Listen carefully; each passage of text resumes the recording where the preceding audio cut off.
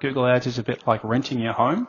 So as soon as you stop paying the rent, you're booted out and you've got no benefit. You've run those ads with Google, you've got the results, just like renting your home. But as soon as you stop, you're gone. With SEO, it's like renovating your home. Well, hello and welcome to episode 150. As you know, if you've been listening for a while, I really love to invite fantastic people from my network into this show. And I know a lot of you guys have e-commerce companies. And so I wanted to invite Ben to have a chat with you. Yes, my business helps e-commerce, but we don't specialize in it. We definitely tend to work more with service businesses. So I thought, let's get somebody who's just doing amazing things in this space, growing e-com businesses, to have a chat for you guys that have your e-commerce. Regardless on what you do with your business, by the way, you're going to learn some really cool things in our conversation. So Ben Guthridge has a business called Search Rescue, and he's been 7 years in the business. They're on target to hit 5 mil annual turnover, built on referrals from happy clients. No cold calling. Like, that's how good they are. That's incredible to grow to that level. They have 140 plus 5-star Google reviews. They have grown one advertiser from $50 a day in ad spend to $12,500 in a day based on their agreed return on ad spend. For anyone of you that know anything about ads, to scale that much in Australia from $50 a day to $12,000 a day and still getting the same good results is difficult. And the fact that he's been able to do that, and that's just one of many case studies that he has. They do Google Ads and Google Shopping and SEO and meta ads. And he loves doing e-commerce. He loves the results that they get e-commerce. So I asked him about the future of e-commerce, what's working, just to kind of paint a picture on, if you do have products that you're selling, are ads right for you? Are they? So we have a great conversation around that. And if you're looking for somebody that might be able to help you in this space as well, now is your opportunity to meet Ben and see if your energies work well together, if you like what he stands for and what he does in his business. Let's bring Ben on to the show. Ben, welcome to the show. How's it going? Very well. Thank you, Heather. Thanks for having me on. So excited to have you. Guys, I was just chatting with Ben because so many of you have e-commerce companies, and Ben really, really specializes in growing these businesses. We're going to have so much information to share with you. You can probably want to pull over if you're driving and take notes. I'm actually not kidding. Do it. No, but anyway, Ben, welcome. We start the show with some really tangible tips. It's called the Hustle Rebellion. We like to, we all go through moments of stress, overwhelm when we're growing our businesses.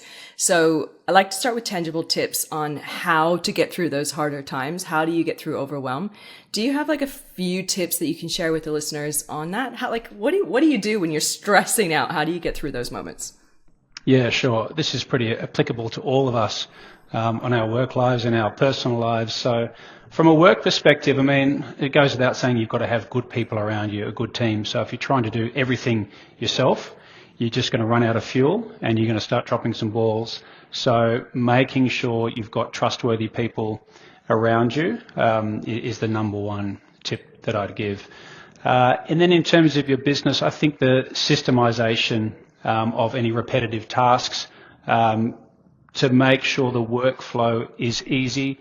Even having, depending on your type of business, having sort of workflows. There's a lot of software out there like Jira and Trello. We use Asana. There's Monday.com to systemize your service such that no balls are dropped. You've remembered everything. You're basically running through checkboxes to make sure that you've done all your checks and balances, whether it's a product or service, to make sure you haven't dropped any balls there.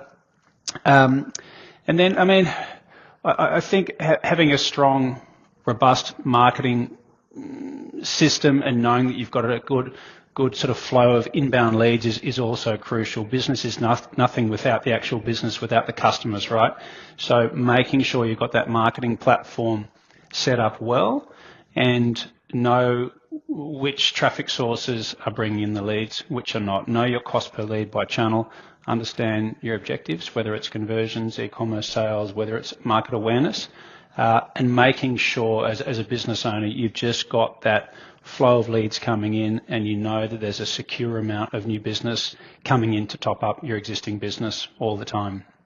You're so right about leads. I've always say and always hear you can't build a business on referrals alone. I mean, referrals are great, but like if you can't control your leads and where they're coming from, and it's not clear on how much it costs, like everything you just said, it's stressful. You're not able to turn on the tap, so to speak, right?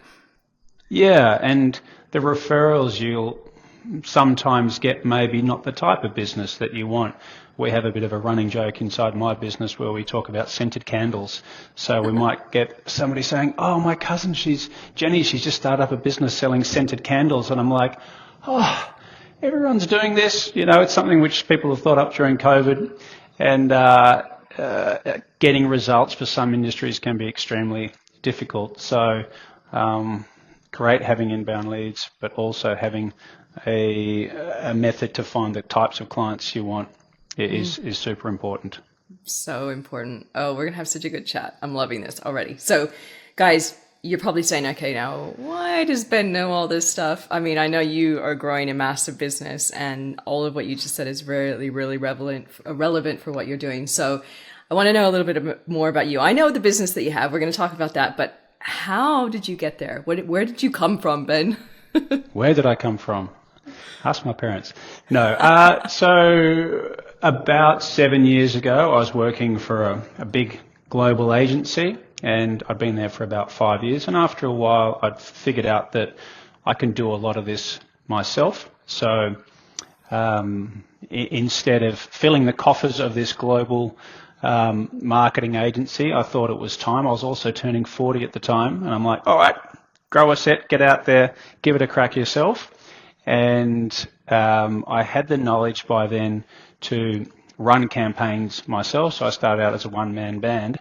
And funny story here, which the crowd might like, I got a phone call around the time that I was going out on my own, and it was a client of mine, and he said, Ben, I want you to run some campaigns for me, not through the current agency, but I want you to run it separately yourself, individually. And I said, okay. And I said, what are the URLs that you've just bought? He just bought these 3 quite expensive URLs, and it turned out that the first 3 websites I was running marketing on, e-commerce marketing, were all adult websites. I'm not going to name the domains for fear of privacy, but I went straight into the adult space, and I learned a lot about products and product attributes and applications of products. We won't go there, but it was interesting foray into running your own business. And at the time I was working at a coffee shops, and so I was secretly opening up these websites to check the tracking and check the products, but I was kind of like here with the website sort of opening and closing it to make sure people in the cafe didn't think that I was just perusing multiple sites to buy toys for my private life. That's hilarious. Oh my God. Yeah. Wow. Yeah. So now you've grown this business, and so tell me more. What's the name of your business? How many employees do you have? What do you guys do? Yep. Okay, so the name of the business is Search Rescue. That was born out of an idea of, we're rescuing people within search engines. I also love a bit of surfing, so I thought maybe I can somehow connect that together, and Search Rescue came up. I do occasionally get phone calls for people who are lost in the wilderness. I got one the other day for some guy who was out bushwalking, and he said, mate, I'm a bit lost. Can you rescue me? And I'm like, have you got a business? Company. But it's Search Rescue for search engines, not for bushwalkers, okay, to clarify. So initially, after the adult business came on board and a few other ones, I got to the point where I needed a bit of administrative support. So I reached out to some old contacts who I'd previously worked with, and they started supporting me. I started with 1, and then it kept growing. Then I had another 2 more, got to 3. And then I had so much work coming in fortuitously that I had to have a friend of mine help take some of these leads coming in, because we started getting a good reputation, getting great results. So I said to my friend Stu, can you come in and service some of these leads? And then he started selling a lot, so we needed more support people. And then it just grew and grew and grew until now I think we've got 40 people in total. We're very support heavy because a big part of what we do is SEO in addition to Google Ads and Facebook marketing. So I've got about 10 sales reps around the country. We also have an operations manager who's a working mum working out of the Central Coast, who's a weapon. Working mums are awesome. And then, like I said, we've got the whole support team, which looks after all the back-end work, all the fulfillment. So it's a pretty well-oiled machine. We've got about 250 active clients now.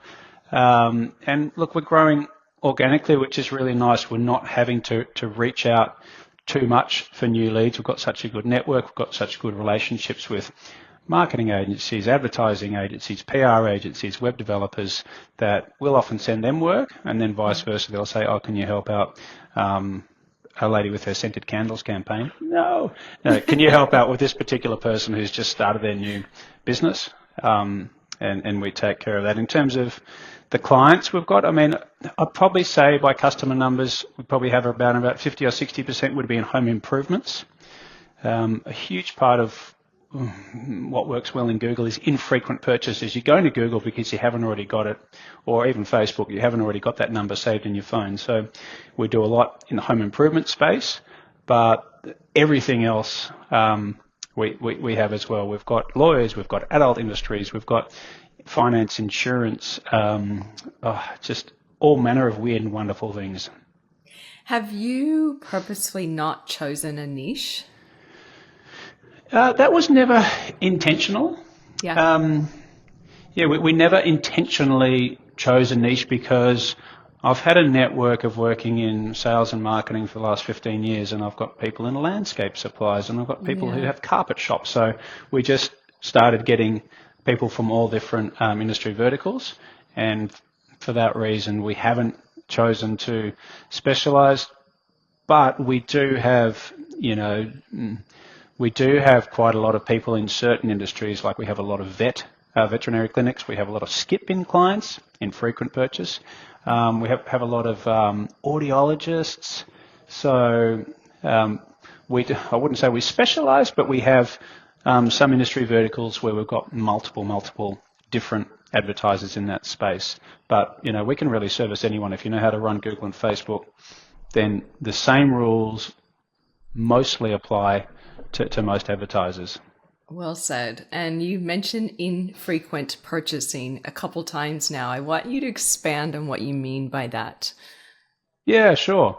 So the sales, like I've got a couple of new sales reps coming on board, and they're like, let's try calling this person, that person. So because I've been running this long enough now, I've sort of encapsulated into the target customer for us, infrequent purchases between $250 and $250,000. In terms of the infrequent purchases part of things, if it's a frequent purchase, like it's a pizza shop, you probably already got one and saved in your phone, or you already know somebody because you drive past it all the time. So infrequent, you think back, if you can think back for the older people out there, for the big categories in the yellow pages where I worked years ago, the categories which had lots of full pages were things like furniture removals, pest control, plumbing, swimming pools, fencing contractors.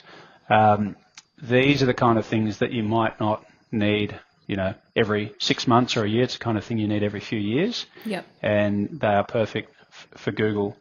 And then in terms of the dollar value, to make it worthwhile, if somebody's selling like a ballpoint pen, there's no point running a Google Ads campaign to sell something which is worth $2, right? And on the other end of that, if, for example, we say ideally not customers where the transaction value is over, say, $250,000, because if, say, you need a financial planner, you just inherited, lo and behold, you've inherited $3 million, you don't just go, oh, who's a good financial planner to throw my $3 million at? You're going to ask around, because it's such an important thing with such big ramifications. You're going to ask around your friends and your colleagues on how to use that money and what financial planner. But the infrequent purchase is what goes extremely well in Google and Facebook. I love that you said that. You guys, you can tell Ben knows his stuff. Like the way your brain is working is really cool. So, case study time. I want to know, you said you do, meta ads and Google ads and SEO. Paint a picture for us. Who's somebody you've worked with recently? What was there before? What's there after? Yeah, sure. I mean, I'll probably allude to our largest advertiser. He's our greatest success story. He's just come off another record day yesterday leading into Black Friday. He's in the sleep space, just out of out of security for him and out of privacy for him. I won't allude too much to what he does, but this particular advertiser came to me probably about 12 years ago when I was at the previous agency, and he'd been told that he should run a Google Ads campaign to trial out how it would work to sell his sleep items. I'm being intentionally vague out of respect for him. Of course. So with this particular business, e-commerce was a big part of it. Yes, they want phone calls, but they want e-commerce sales. So we had a benchmark ROAS, like a return on ad spend. If you put in $1, you might need $3 back to be profitable. You might need $10 back depending on your profit margin. So he basically gave us a ROAS target and said, if you achieve this ROAS target, we go up. We go up, we go up. And so we started on $50 a day sort of 10, 12 years ago. And at the moment, we're running at about $12,000 a day. It's slightly higher than normal as we're going into Black Friday week. So he knows it's quite linear to the point of where the incremental return starts to taper.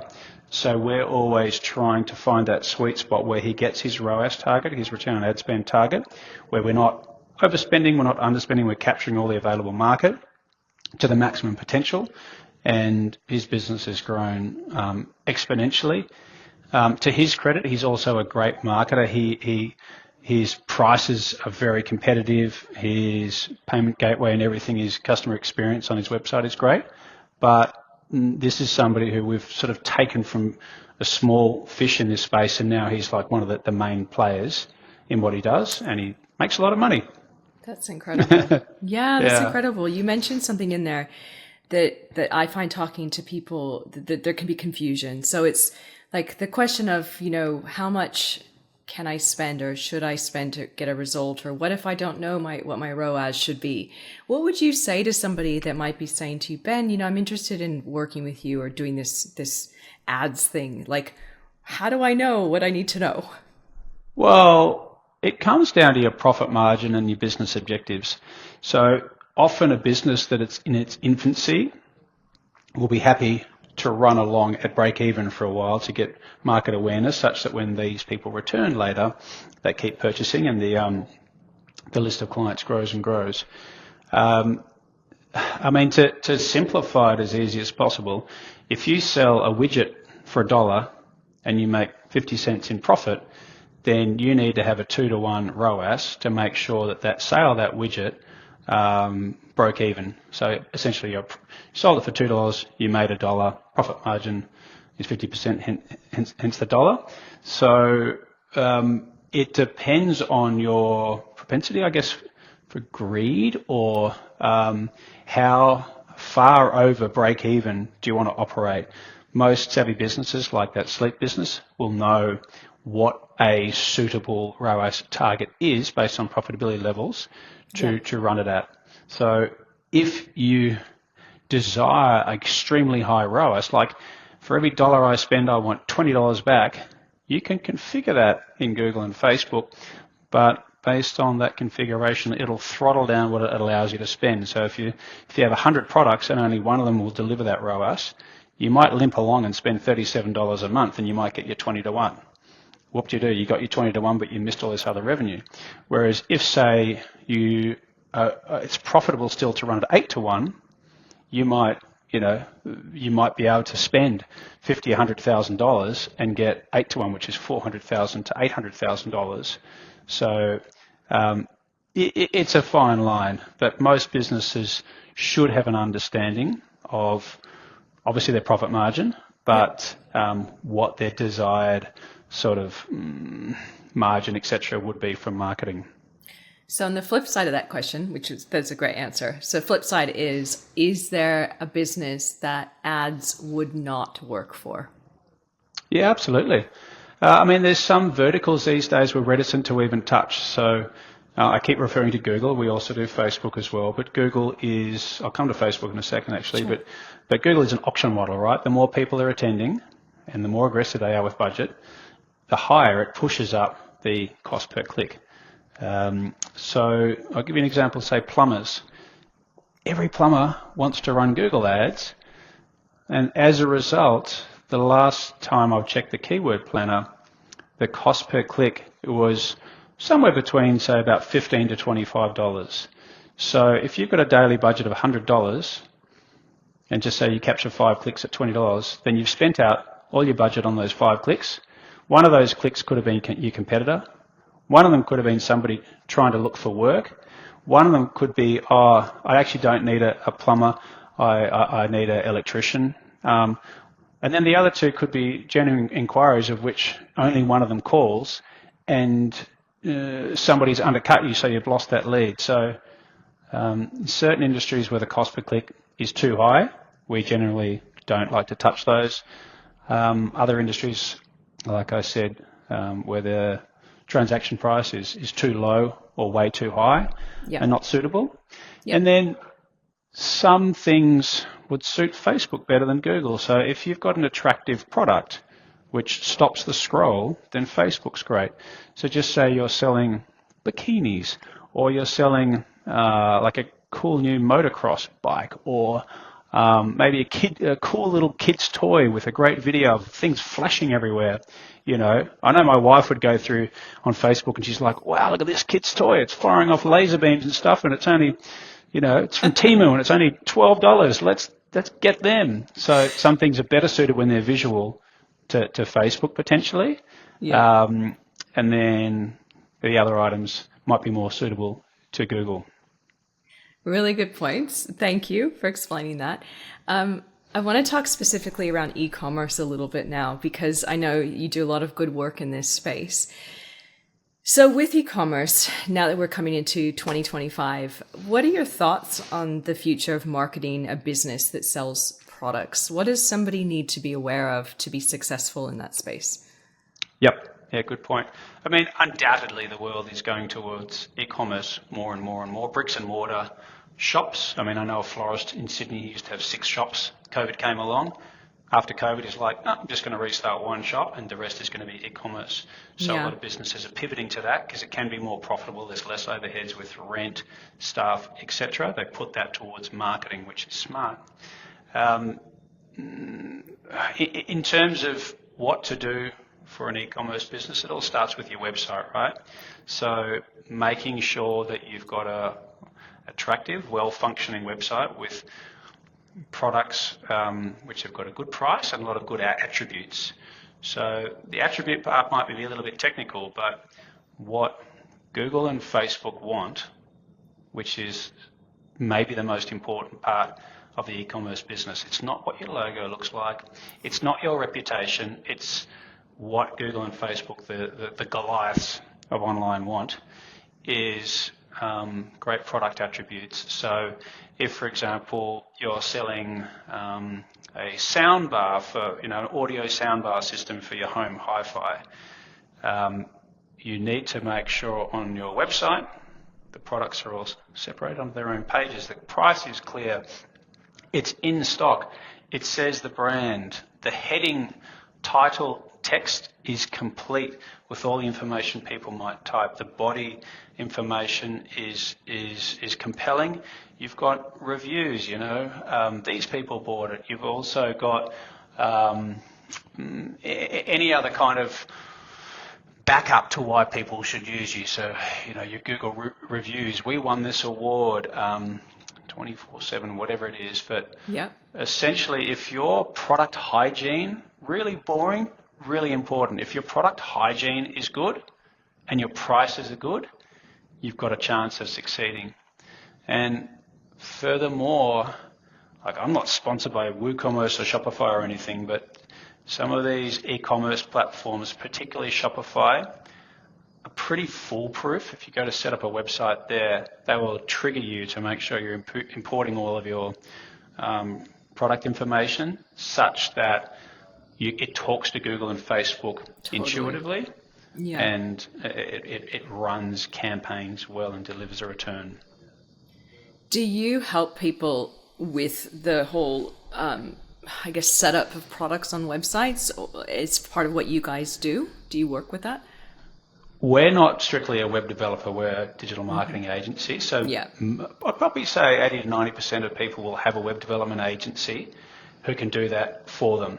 And most often the web developer will bring in all the products with all the attributes correctly. What we do is we take that to market. So I can get detail, but it might bore some people, but we essentially take that into Facebook's Commerce Manager, take that into Google's Merchant Center, link the website to the publisher, Google and Facebook, through these intermediary softwares, and then set it live, and then try and make people profit, try and help them scale, try and help them grow, and help their business. And what about the future of content, like in ads? Because I know you were saying before, Meta for products is really important, stopping the scroll, having visually good-looking products. Where do you see the future of the visual side of ads going for e-com? Any trends that people should know there? In terms of the product images? Yeah, the product images and or product videos specifically, say on Meta. Yeah. I mean, you've got to stop the scroll, right? So if you've got 10 photos of this little kid's bike, put the best one, put the one which is most attractive. And from an advertising point of view, have a picture of little Jenny riding the bike, feeling happy. You know, you want the bike, but you want the experience. Sometimes that is not approved on Google. That's maybe more a Facebook thing. But, you know, your hero image, which is what Google and Facebook pick up, it is crucial to the success, because in Google, if you're in the shopping ads, people are going to be looking at your image and looking at your price and probably a little bit about the title. Same with Facebook. It has to be an enticing image or video. So that's got to be enticing. With Facebook, you've got more options available because it's more of a visual platform as opposed to Google, which is text. So with Facebook, we highly recommend people split test various ad creatives. So it might be a single static creative, and then we might run a carousel of different, a number of different photos of that particular product. We might run a video, or we might just run a catalog campaign, which is basically grabbing the e-commerce elements, importing that with all the prices and product attributes. So split testing should be done on kind of all marketing with measurability, and go, right, you know what, that video image, everyone thinks video works the best. Often the video doesn't work the best. It might be the static image which gets the result, so push more money towards that and push money away from video. Really well said. You mentioned Google Shopping as well. How important is Google Shopping ads going ahead? It's huge. I mean, that sleep customer, he makes most of his revenue from that. For those who don't know, Google Shopping is obviously the product listing ads, it used to be called, at the top of the Google results. When Google feels that the user intent is product related, they serve ads with the image, title, price. This is in response to the Amazons of the world who came along and ran their website. So Google wants to compete and make sure it's getting that revenue. Shopping, I mean, if I had to restart the agency again, I would probably only do e-commerce clients and focus heavily on shopping. It's just exciting in shopping to watch people grow. They're like, right, we're at this level, it's going well, let's grow, let's grow. So shopping, if you're an e-commerce business, is a no-brainer, but don't bother unless your prices are competitive in this space. If you're not first, you're last kind of thing. So if you're a premium product and, you know, a wicker lounge set, and yours is premium, but there's other providers out there which has something which looks exactly the same and it's half the price, you're not going to win. So extremely important. but you've got to be price competitive to win in that space. People are going to more likely buy the premium product by going in store, touching it, feeling it. Wow, okay, I'll pay that extra, when in fact they could have got something similar by looks for half the price online. So many good insights. So who, if you were to take on some more e-com clients, who would be the perfect type of client for you? Oh, well, I'm not sure I'd probably say particular industries or verticals, but I would say people with good prices is helpful. Like, you're not going to succeed without good prices. People who understand the importance of website hygiene and making sure they've got everything set up and categorized well. And like agile marketers as well. If you are big and dormant, you don't run specials, you don't check your prices against competitors, you're a bit of a slow-moving ship, you're going to be last. If you're a smart, agile marketer, you can keep on pivoting. Right, we sell apples, oranges, and bananas, but apples is doing better this month. Let's go towards that. You wouldn't sell apples online, but just an example. So somebody who is clever with the market and can move with the times, and also who takes our recommendations and does stuff with them. We have a lot of clients who are like, you should do X, Y, and Z on the website, and they're like, yeah, I'll put it on the list, never gets done. The people who succeed are the people who are like, yep, let's do it. We'll have it done by next week, and they'll benefit from that. Yeah, because you know what you're doing. So you want partnership. You want somebody that's going to use your expertise to make them money. Yeah, we're not giving these tips just to make ourselves look good. We're doing it for them. So what's a good first step for people to take if they're interested in working with you? Where should they go, and what should they do next? Yeah, the first thing they could do is just go to our website and put in a form submission to chat with us. What we do is we give free audits on people's Google Ads account and also their Facebook accounts. And look, we're honest to our own detriment sometimes. We've had accounts come in. We had one come in recently for a water filtration company, and I'm like, this account is perfect. I'm not sure what we're going to do. So if the audit comes back and it looks good, we might say, right, I think you guys are fine. The current guys are doing a good job. 90% of the time we find issues. Yeah. We're currently dealing with a big healthcare provider right now where a lot of their placements, like in Performance Max campaigns, your ads can also appear as display ads and in YouTube and in Gmail. Their biggest placement is not actually Google at all. It's a gaming site. It's like a Words with Friends.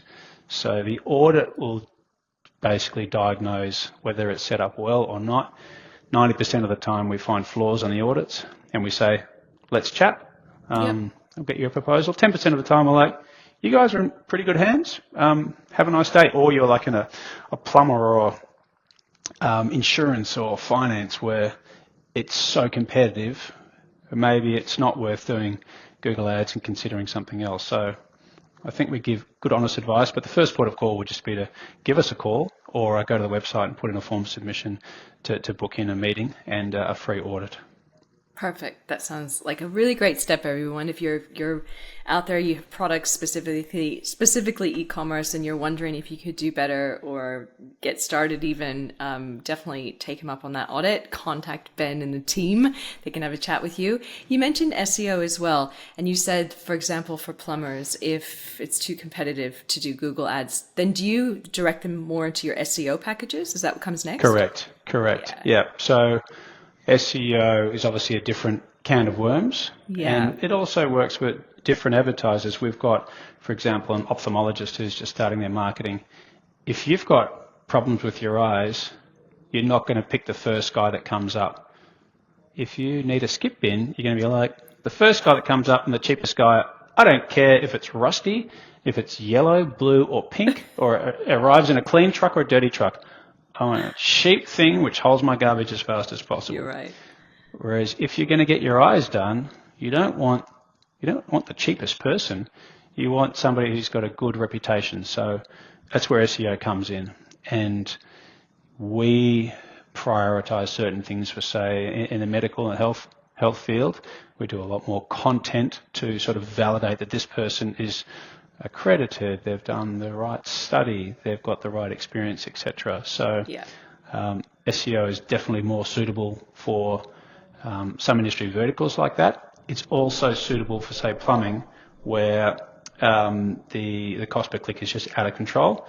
So a localized campaign where there might be like, plumber Monavale, plumber Bilgola, plumber Newport, having individual pages can often resonate well for local SEO. But like a cheesy analogy, my team laugh at me on this one, but the cheesy analogy is like Google Ads is a bit like renting your home. So as soon as you stop paying the rent, you boot it out and you've got no benefit. You've run those ads with Google, you've got the results, just like renting your home. But as soon as you stop, you're gone. With SEO, it's like renovating your home.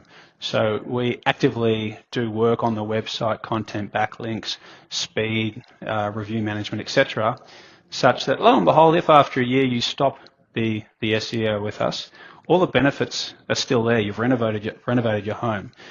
And what that also means is perhaps before you had 5,000 unique users per month, and maybe you've got 6,500 unique users per month.